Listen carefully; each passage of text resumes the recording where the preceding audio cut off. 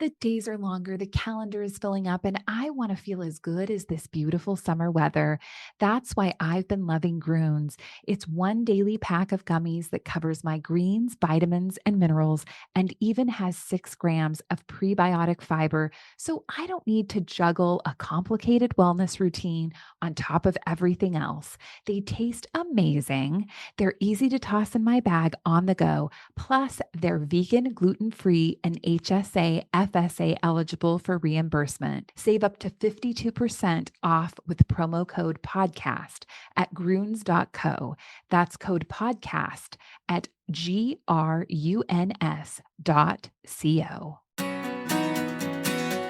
Hey everybody, welcome, and thank you for listening to this episode of Marriage Therapy Radio. My name is Zach Brittle. Every once in a while, I get to do an interview with another podcast host. It is actually kind of a relief to be able to answer other people's questions. I don't ever quite know what I'm going to be talking about or what it is that they might be interested in. But I just visited with Melissa Vogel, who is the host of a podcast called The Bomb Life. She had me on and we got to talk about a lot of different things, but I just want to tell you that I had so much fun. It was, again, just kind of relaxed into my skin and got to have Melissa poke around and ask me some questions. She released this episode on her own feed a few weeks ago, and I just want to surface it again for you. My goal, I hope, is to make you aware of other podcasts that are doing cool work. And if you're in the whole maybe self-help or fitness scene in particular, Melissa has a lot of really great content that she's rolling out all the time, both on the podcast and then also on her socials. And again, it was just really fun to be asked a bunch of questions and to be thinking about different ideas and metaphors and the way that fitness itself plays both in the gym and then in a relationship. We talk about the usual suspects, functional adults, how to manage conflict. And, we really just enjoyed speaking to each other. I think you will too. This is a very cool conversation. Stick around. Hey, everyone. Welcome Zach Brittle to the show. Zach, I'm so excited to have you on here. Thanks. Yeah. How you doing? You seem like you're living out of a suitcase right now. Yeah, totally living out of the suitcase. That's the story of my life. And we're just doing the best you can, adapting, totally. Shifting. Yeah. Making it all work, but the show must go on. So Here we are, hotel room and all, headphones, hotel room, everything. We have talked a lot about relationships on this podcast. We've had several conversations, and it always fascinates me because every time we have a new guest, and whether we're talking about sex, marriage, dating, divorce, how to make it work, how do you know when it's over, how do you please your partner, anything, there are always emails and DMs that come in and people are like, it was that message. That one spoke to me. And I'm like, that's crazy because we've talked about this before. So we never know what's going to come out of your mouth that's going to hit someone, just smack them in the head and they're going to be like, light bulb. So I'm always telling people, you never know what episode's going to be life-changing for you. Okay, so I got to get all your titles right. So you've been counseling couples for almost 20 years. You're a licensed mental health counselor, a certified Gottman therapist, and a relational life therapist. And you've been married for what? Was it 28 years? We have 29 this summer. And the line in my bio that's gotten me more business than any other line in my bio is that Rebecca and I have been happily married for 26 out of 29 years. So most of what I know about how relationships work, I've learned on the job. I've learned with and through my relationship with her. And then also my two daughters who are 19 and 23. I call them they're adulting, or they're trying to anyway. And, I've got a lot of training and I've got a lot of tools and I've got a lot of experience, but most of what I have is practice. Yeah. I can feel you on that. I feel like on my journey of what I do with health and relationships and coaching and everything, I've learned to become the coach that I am because of my own experience. Yeah. And what I have been through. So I feel you on that. And I think that's what makes the best therapists. I think that's what makes the best coaches, those that have that life experience and they know what they're talking about. Well, sure. I mean, I'm just a fellow traveler, right? I don't put on a costume and go to my therapy office. I wear, literally I just wear my regular clothes all the time. And some people put on a business suit, some people put on a uniform and they transform into the thing that they do. And then they clock out of that thing. And I I do try to leave my work at work, but I'm never clocking out of the need to, practice relationship skills in a meaningful way. So that's the way I think about it. Yeah. As I'm sitting here in my gym clothes, right on. Sure. recording my podcast. Yeah. I'm going to the gym after this, so I'm with you. I'm not quite as accomplished, I think, as you, or I don't really even know what I'm doing, but I do have. You're going though. You're doing I'm going. Yeah. You're doing it. I love it. Yeah. Okay, so I have to know, why is this what you do? Why do you counsel? Why do you help with relationships? I'm always curious of how people started on their journey with what they're good at. I'm a really good teacher. I'm a really good friend, and I have this aptitude for connecting dots that I don't know, just kind of makes sense to me. And so I went to college. I went to undergrad to become a teacher, and I right out of college I was a teacher right away. I went into one of these environments where I was kind of the savior. I was going to go be like the teacher who came in and rescued the entire system from being broken. And I knew a lot about how to read and write. I was an English teacher, but I found out pretty quickly that I didn't know how to talk to people, or manage relationships. And so I went back to school to get a degree in counseling, which I thought I was going to use to go back into the classroom. Turned out I had an aptitude for therapy. I was good at it. And, I was asked by my program to stick around and do some graduate assistant work, which I did. And I hated. I was doing work one-on-one with students. And then one of my students brought his wife in. And as soon as he brought his wife in, I immediately was like, oh, I like this. I can do this. This was interesting. And I wasn't sure exactly why, but something energetically woke up in me. 20 years later, I feel really, really grateful. I'm in exactly the right job for me. I am good at what I do.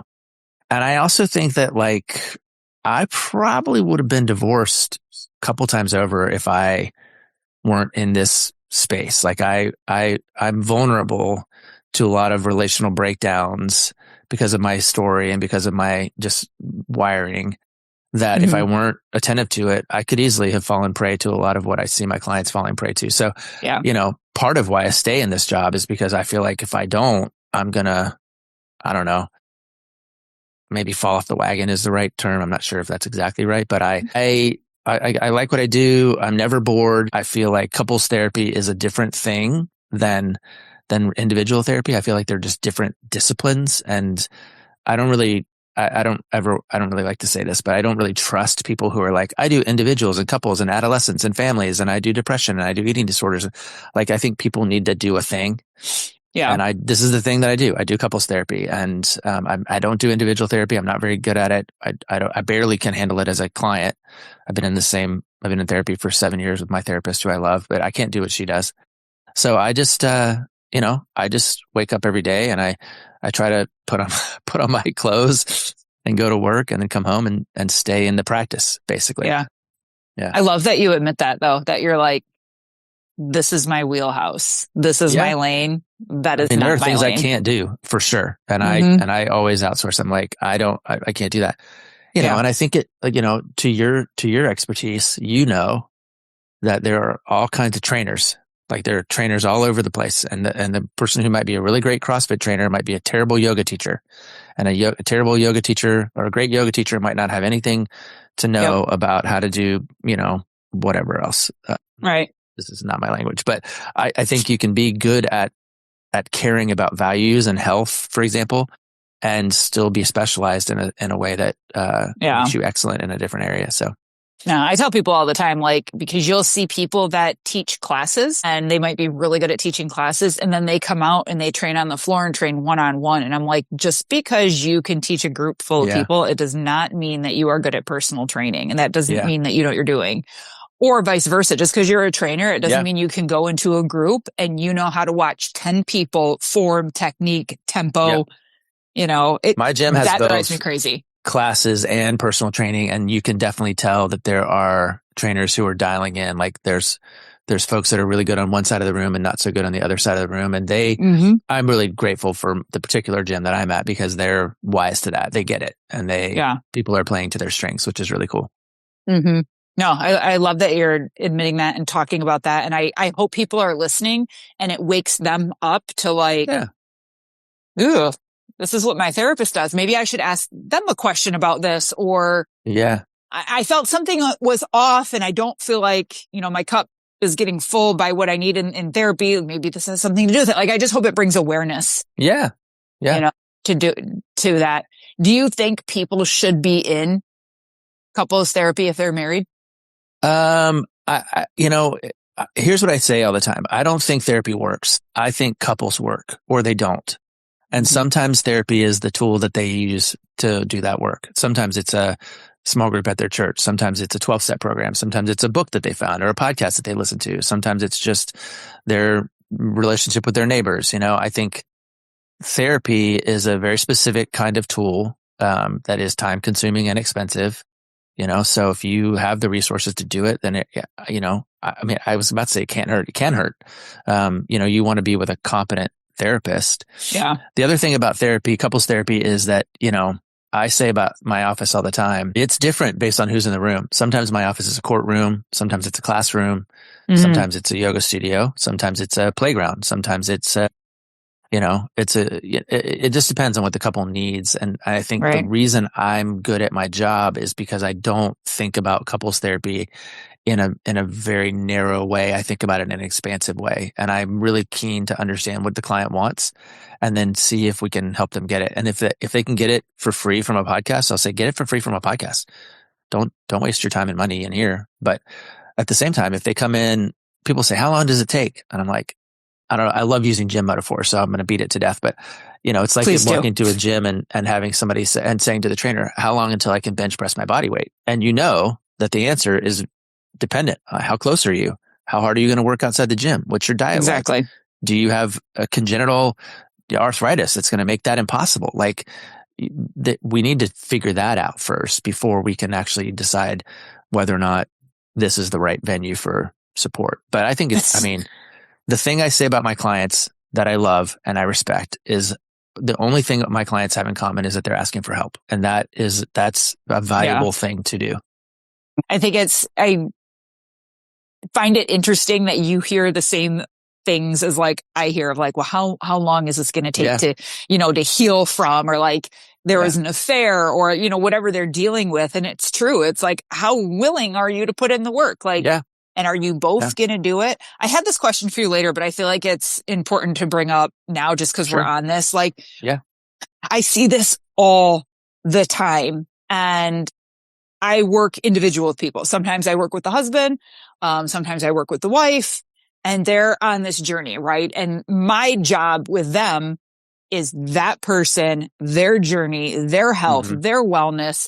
And then I have to take the environment into consideration, right? Like, is someone still bringing home beer and pizza and are they supporting them? Like, I have to consider the environment and everything. And what I see happening all the time is this person is on their grind. They're going, they're changing, they're reading the books, they're doing the work, they're physically moving their body, which changes all the chemicals in their brain. They're feeling better. They're sleeping great. They have a great sex drive now, and their partner is not doing the same thing. And this person is like, hey, join me, or like, this is what I'm doing. And they're sharing. They want them to, but this person is just like, it's not for me. Or what I keep hearing is they say they will. That's a great idea. Like maybe I will start or whatever. And it's starting to eat that person alive of like. First person. Yes, the person doing the work, because the more they get into shape, the more they're bettering themselves. They're watching their self-talk. They're watching their energy. They're aware of it, and just, alone, just the benefit of sleep and the chemicals and endorphins that you get is going to change a person. Yeah. And they're becoming more and more aware of what the other person is not doing. Yeah. What would you suggest or recommend to that person that's like, I love them, but I am so aware of their depression now and them saying that they will and then they don't. And they're like, that's not attractive. And like, but I don't want to halt my journey and shrink because they're not. And it's just this battle that I am seeing more and more show up. And I see it with men getting frustrated with the woman, and I see it with the women and they're getting frustrated with the man in their life. I'm going to stop talking now. I have an answer that might be controversial. I'm not really, Please, I'm not really sure. Give it to me. I love the controversial. I think you leave them behind. I know. Yeah. I think you say, okay, well, I'm going to continue to do the thing that's good and right for me. And I'm going to continue to live into my health and my wellness and if you can come, I would love that. I would love for you to come. Please come. I will make space for you. You are welcome anytime to be here, but I'm not coming over there. I'm not doing your thing anymore. And that is hard for sometimes people to hear. And I think if you can do it in a loving and kind and invitational way, that's best. Mm-hmm. But, you can't, I think healthy relationships in general require two functional adults. You have to have two adults at the table and two people who are investing in their own health and wellness. And if one of them's doing it and the other one's not, one of my mentors, and it's the relational life therapy guy, his name is Terry Real, who, if you don't know his name, he will talk about how, like, if you show up at your best and your partner shows up at your best, that's a great day for you. It's a great day for them. And it's a great day for the relationship. If you show up at your worst and they show up at their worst, it's a bad day for you. It's a bad day for them. It's a bad day for the relationship. But if you show up with your best and they don't show up at their best, it's a good day for you. It's a bad day for them. And it's an okay day for the relationship. And sometimes, okay is the best you're going to get, which is unfortunate, but it is, it is the math. It is the reality. Right. You have to kind of grapple with reality. And if okay is not enough for you, either you require or, solicit the change that you need, or you leave. I'm going to be one of my clients. Okay.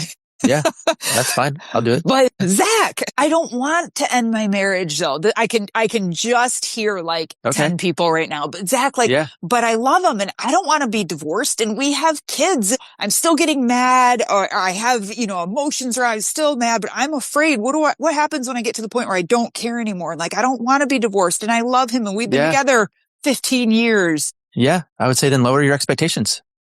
I love you. I mean, you can't have everything you want. I mean, this is just the reality of it. What do you really want? If you want to stay married, that's easy. Just don't get divorced, but if you want to stay married in a way that helps you live your best life, then you need to figure out what living your best life is. And then you need to invite your partner to join you. And if they're not going to join you, then you have new decisions to make, which may include settling. It might include leaving. It might include, having an affair. It might include, just committing to the gym. It might include joining a book club. It might include traveling by yourself. It might include, who knows, but this is the math. And, if there's enough in the relationship to make it work for you, then you have to just kind of accept that there are going to also be trade-offs. Mm-hmm.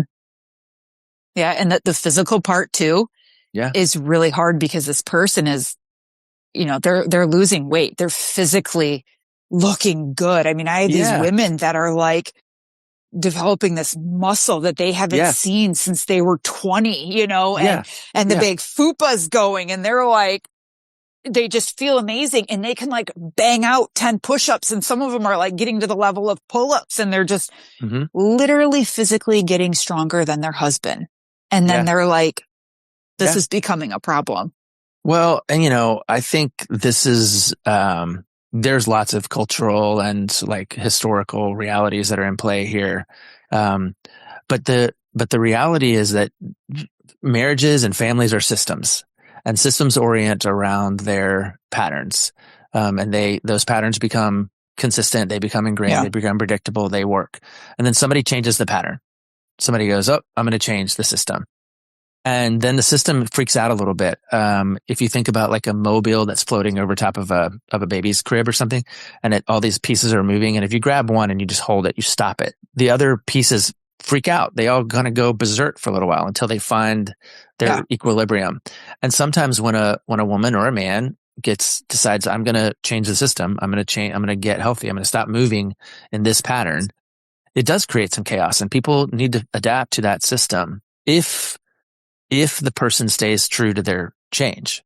if they stay true to not participating. If they compromise or they back down, which is what a lot of times happens, you've seen many people start the process and then bail.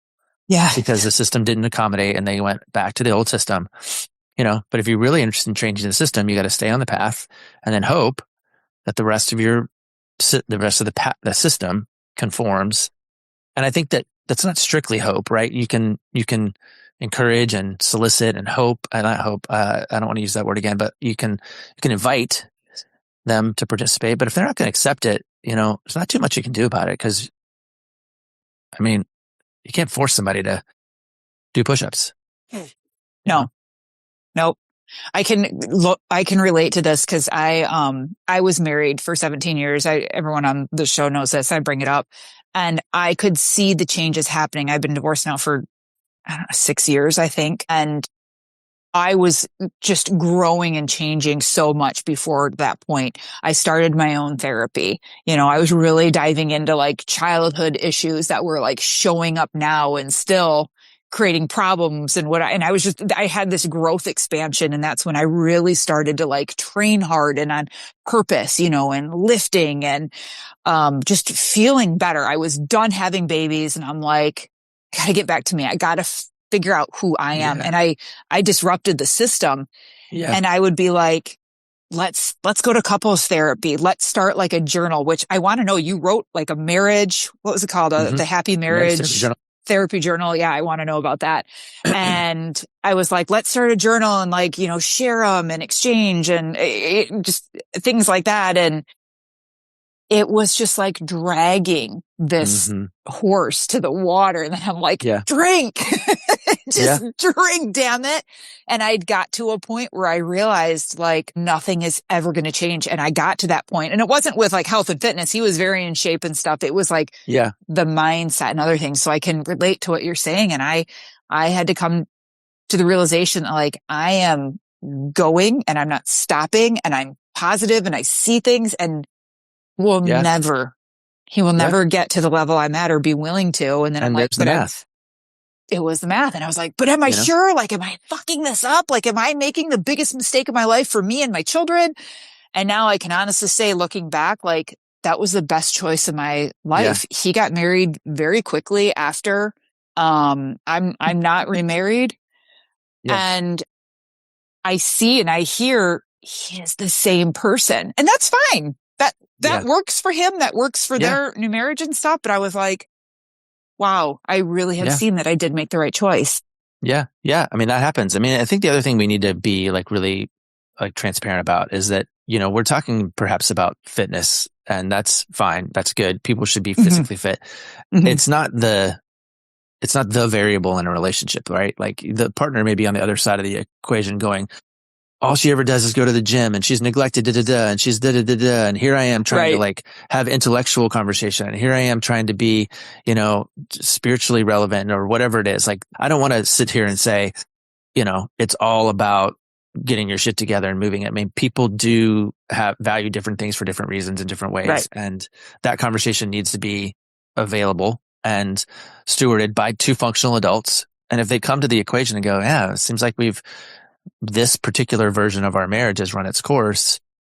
Rebecca and I, we've done that 3 times, and each time we've chosen to re-up, kind of renegotiate terms and renew. We don't regret that, but we're different. We've been married. This is our 4th marriage that we're in right now.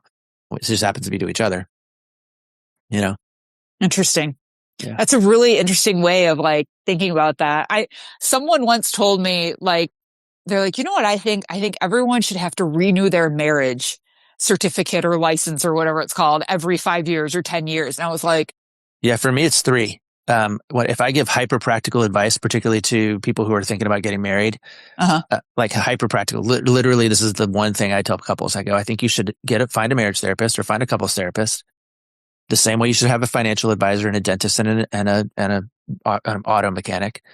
And you should commit to, about 6 weeks of therapy every 3 years. And just as a way of staying the course, because people do change about every 3 years. About every 3 years, we kind of sit down and consciously, this is anthropology and psychology. I'm not making this up, but we do about every 3 years, we hit this like, I wonder if this is what I'm still doing, And if you think about it, people nod their head when I say this, you meet somebody and about 3 years later you get married, and about 3 years later you have a baby, and about 3 years later you have another baby, and about 18 years later your babies leave. And like there is this sort of relatively predictable cycle that if you steward it well, you're going to stay ahead of the curve. If you don't steward it well, you're going to wake up one day and go, who is this person that I'm sleeping next to? Are we just roommates? How did that happen? Well, it happened because you didn't, put your flag in the ground every once in a while and say, are we still on track? We're still doing the thing? Right. We're still good? Do we want to shift? We want to make physical fitness a priority over the next 3 years? What are we going to do now that our baby is no longer on suicide watch trying to throw themselves down staircases? Like, are we going to, actually live our life? We're going to hire a babysitter now? Like people, when they don't do that, then things pile up and they atrophy. And that's, you don't, again, fitness, right? You don't use your muscles, they die. Why do you think people don't talk about this? Like, they don't know how. Where was the person? Nothing against religion or anything, but I was Catholic, brought up very Catholic. So I was to get married in the Catholic Church by a priest, by a man that was never married or in a relationship with a woman. And guess who gave us our counseling? Yeah, that guy. And then we did have to go to like these classes, and we met with like an older couple. Pre-Cana, right? It was called Pre-Cana. Yes. And I'll never forget the couple. And my husband at the time was such a dick to them. And that should have been a red flag. Yeah. Yeah. And I was just like, what is happening here? But no one guided me. The best thing that happened, I think, was my mom. God bless her. My parents' relationship was no example at all. But she got me this book, and it was like, the top 25 questions to ask your partner before you become a bride or something. Okay. And I only got through maybe the first chapter, and then he wouldn't participate anymore. Again, red flag. Hello. Yeah. But I'm just like hearing you talk, and I'm like, no one tells us this. No one tells us about the 3 years. And no one certainly said, get a therapist, like get into that, like do the work, like stay on course. Why, Zach? Like that's so I just think, unfair. because patriarchy is real, and because, the Catholic Church and every other system in the world is based on power and strength and winning and losing. And, it's not based on being relationally relevant, or relationally connected. And, when we are invited into relationships, we accept a general like kind of pattern of rules that seem to make sense because they've made sense for hundreds of years or thousands of years. And nobody's challenging those. And I think that started to change in the 70s when women's liberation happened, and they started to kind of go, hey, I think I want more out of life, but they were in relationship with men who were raised by these other guys who had never had a conversation, so it's changing. I think it's changing, particularly because women are not interested in settling anymore for the system. I've got 2 daughters who are offended by me because I raised them to be emotionally intelligent, and none of their 19 to 23-year-old men in their lives have any capacity for actual conversation. I know. And so they're mad at me, but I'm like, trust me, you're better off. Yes. Because you're not going to end up in this situation where they just settle for the red flags early on. I mean, my kids would both reject the stories that you just told me. They'd be like, nope. So it's changing. I think there's hope, but we've been under the weight of these sort of systems forever. And I'm having to repent. Like I'm repenting of that. Like I have to acknowledge that I participated in that for the longest time. It's probably why my marriage fell apart or nearly fell apart a few times, So, so I don't know. I think we just don't have any practice. Yeah. Yeah. And I gotta say, like, I love that your marriage has fallen apart because thanks. You are the too. one that I would go to and be like, he knows, like he's been there. He understands what it's like and has gotten himself out. But I put up this reel. My wife's more impressive. Like she's actually more the fact that she's married to a relationship expert, that she also has seen flail relationally. She's very keen to appreciate kind of the work that is involved. You know what I mean? Like I'm very fortunate in that way. Yeah, I get it. To kind of go back just for a second of like your daughters and, how where they are and emotionally and emotional intelligence, how important that is. That is one thing. Like when my life imploded, my girls had to watch me fall apart and then rebuild and learn. And then, I've dated a couple men since then, and they have watched me fall apart from that and learn like that is acceptable. That is not acceptable. This is not okay, and grow and heal from that. But I do know now that they will never accept the shit that I have accepted and had to learn from. Yeah. I put up a reel, the other day, and I'm in a bathing suit, just standing there cooking, like in my bathing suit. Yeah, I saw it. No, I saw it. If you make your own money and you can do your own thing, the only thing you need from a man is the way he treats you. Yeah. I'm so impressed that you saw that. Yeah, it's true though. Everyone, it always, did you read any of the comments? Did you get in there and read some of the comments? No, I don't have time for that. I mean, like I literally do not have time for social media. I don't even do my own, but I was like trying to figure out like who you were and who I was talking to. Yeah. So like, who is this chick? I was into it. I put up in a bathing suit because one, it will grab more attention. It's just the way social media works and stuff. And I'm like, I want this message to be heard. Yeah. And, two, it triggered so many people, not women, but just men. Yeah. And they took it as like, we don't need men. You're on a social media platform that was designed by men and you're paid by men. And I'm like, no one said we don't men. I actually love men. I am not a man hater at all. I'm not like, jaded, even though I could be. I love men. I want the guy you want to date is the guy who goes, you know what? You're exactly right. That's a good one. Yeah. Thanks for raising the bar for me. Like that's the guy you want to date. Exactly. And they were just so triggered by that. And I'm like, you're missing the point is that like, if we are emotionally aware and we make our own money and we can do all that, like, I don't need you, honey. Yeah. Now it's just based on how you treat me, which means how you communicate with me. If you're there for me, can you hold space for me? Whoo, does that piss people off? We're so good at missing the point. Like it's, but it's because we've been trained to believe that power and strength are the thing. That's the thing that, and it's hard to argue with that right now because we live in a world right now that has chosen to elevate power and strength over integrity and dignity and truth and respect. Like so it's hard to look around and make the argument, but it in your body. You do. Yeah. Your body will always tell you. Yeah. Okay. Can I ask you about the Gottman theory and what that exactly is? Because I know there's a lot of people that are like, I've heard of that. Yeah. But I no clue what that is and what makes it different. Well, what I always say about the Gottman method is that it's method. That was the right. Yes. Yeah. It's basically relationship 101. So John Gottman is, he's kind of the world's most, famous and respected couples researcher. He was not a guy with an opinion. He didn't seek out to like write a book on his theory. He wanted to figure out like what made relationships work and what made them break down. So he did all this research. He did longitudinal research, so about 40 years worth, where he tracked couples over time. And he was able to observe like what did the couples who stay together have in common and what did the couples who were breaking up have in common. And basically kind of revealed that the couples who were divorcing and who were miserable, they did these things, and couples who stayed together, they did these other things. And I think you ought to take that in college. I think it ought to be like a psychology kind of required psychology course, because it speaks to the value of emotional intelligence. It speaks to the value of personal responsibility.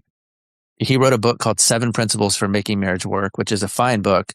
It's not a very good read. Like he's not an author. He's a scientist. Yeah. But the content's valuable. I think you ought to have it as a resource, but it basically says, couples that stay together, there are 7 principles. They're in 3 buckets. just to make it really simple. The first one is the quality of the friendship. Like how strong is your day-to-day fundamental regard and respect for one another? And you can learn to build that up. That's a thing that you can build. And I think if you're checking in every 3 years, how's our friendship? How are we doing? How are we doing in this space? That's the value of that kind of tracking, because early on, it's really easy to be friends. You're interesting and you're new, and we have all this energy to stay up late, and sex is amazing, and blah blah blah. Like early, it comes real easy. But you get into the grind of having jobs and kids and mortgages, and your friendship can atrophy. So the first one is really about the quality of friendship. The second bucket is around how you manage difference or how you manage conflict. And there are some specific principles about that help reframe kind of your relationship to conflict. One of the biggest pieces of the research is this idea that about 2/3 of any issues that a couple has are perpetual. They're never going to go away. Like it's you're an introvert, you're an extrovert, you're messy, you're neat, you're a spender, you're a saver. That's never going to change. And people get into a lot of trouble because they try to solve unsolvable problems. And so there's just a different approach, which is to create empathy and compassion and temporary compromise, which you need to be an adult to learn how to do, right? Like that's why I go back to, it takes two functional adults. Yeah. And then the third bucket is really around, do we have a sense of alignment around mission, vision, and values? Are we targeted at the same thing? Are we chasing goals and dreams together? So, the idea of how does a relationship work at its base level is, do we have a strong friendship? Can we manage conflict? And are we aligned to the same thing? And those are all skills that you can build. I'm also certified in what's called relational life therapy. I've already mentioned that in Terry Reel's name. I think relational life therapy is more like 501. If Gottman is relationship 101, RLT is more like relationship 501. Okay. And what Terry likes to say is that, other methodologies will give you tools, and then we want to work with the part of you that doesn't use tools. So, there's a thing that the Gottman method said, which is do this stuff. Okay. And then there's a reality, which is sometimes you can't do that stuff because you've got childhood trauma, or you've got a trust breach, or you've got ADHD, or you've got untreated alcoholism, or like there's lots of reasons why you can't do the thing. And so it's not good enough to say, go do the thing. If you do the thing, you'll be fine. You have to also address the part of the person that doesn't know how to do the thing. Their parents never taught them how to do the thing. They don't have any models for the thing. They're not medicated properly for their ADHD. They haven't done the work of grappling with their relationship with alcohol, so it's a little bit of a graduate level approach to couples work. But I think everybody should be exposed to and familiar with basic principles of being in a sound relationship. Yeah. Yeah. And that can be started early on. Like it should be taught in college. It really should, if not in high school, and opening people up to this. It should be taught to your children, me and Rebecca, because of what we've weathered and what we've had to learn, we have been pushing down this idea of, exactly what you said in your bathing suit. What matters is how you are treated by this guy, and these people, even in your platonic friendships, same-sex platonic friendships. Like, what matters is whether or not you have the ability to navigate, difference in a responsible and respectful way. And that's always easier if your friendship's stronger, Right. And then don't join your life with somebody who doesn't share your values, which is why about every 3 years you ought to be checking in and saying, hey, are we still interested in adventure or wealth building or health or, whatever? Like, if we're not, then we got to pay attention to that and course correct. Right. Yeah. And kind of like, because what if you get to that point in that 3-year check-in and you're like, no, we don't like, and he's going, no, I don't agree with what you're saying. And this is not what I value. Well, then you haven't been married for 35 years or 25 years or 15 years and trying to figure out whether or not there's too much sunk cost in this equation. Yeah. Like, people don't get divorced because they're like, oh, now we're just going to wait till our kids leave. I'm like, okay, well, have fun, Right. Or, be checking in regularly enough, consistently enough to know whether or not this thing is veering off course. Yeah. God, I wish someone would have told me. I'm always curious, like how my story would have played out if someone Yeah. was like, make sure you're checking in and do this. Yeah. But all we can do now is just stop the cycle. Well, and You know, live your best life. I mean, this is the life you have. It could have right. played out in a different way, but who knows? Who cares? Like, this is the life. Exactly. You know? Exactly. Who cares? I think people always ask me all the time, like, what would you do differently? I'm like, I'm not sure I would do anything differently.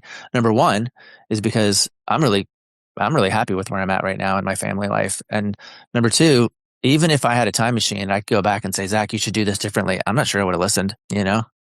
If somebody dropped into your dropped into your life as you're about to get married and said, hey, listen, the Catholic Church doesn't really, it's not probably the right thing for you. You should probably not do that. You wouldn't have listened. You would have been like, well, but my family, well, but the da-da-da, well, but the so-and-so. So, you know, it takes what it takes. Yeah. You know, time takes time. And so again, all we can do right now is just do the best we can with what we have available. And right now for me, as much as I love working with my clients, it means making sure that my relationship with Rebecca and my kids is solid enough that I can hold my head up and, you know, move through my days. Right.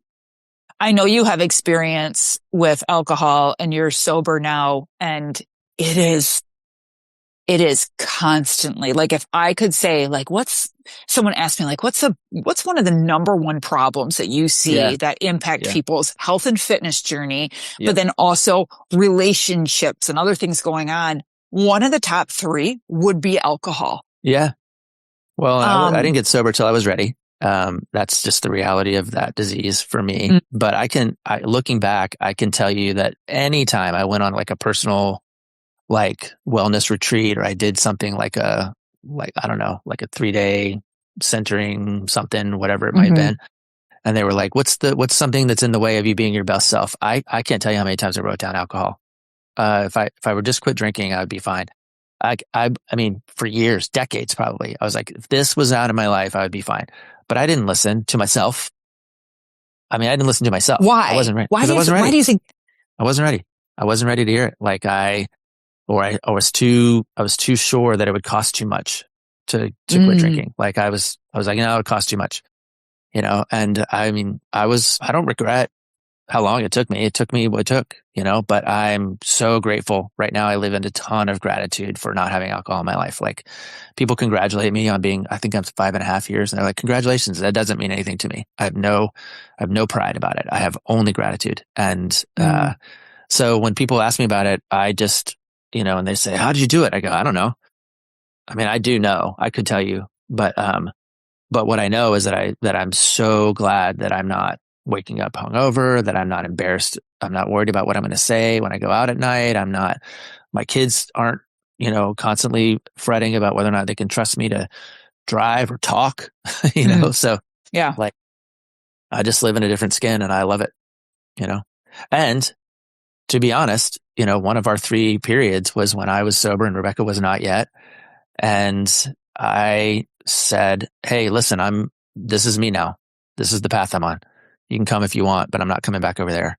And you know, if you don't come, I'm going to leave you behind. I'm not going to leave you. I'll stay married to you, but it's going to suck. And you know, but, and she figured it out, you know, I don't want to say she figured it out. When she was ready, she got on the wagon, and that's where we live now. So do you think it's possible for someone, you know, based off your experience with alcohol, to have had a problem? It was a major problem, and then they got sober, and now every now and then they fall off the wagon, and like they have a drink here, and then a couple months pass, and then they drink, you know, here. Like, is it possible to keep it in your life a little bit? I don't think it's possible for me. I think it might be for some people. But I don't know. My wife, I haven't relapsed one time since I put my last drink down.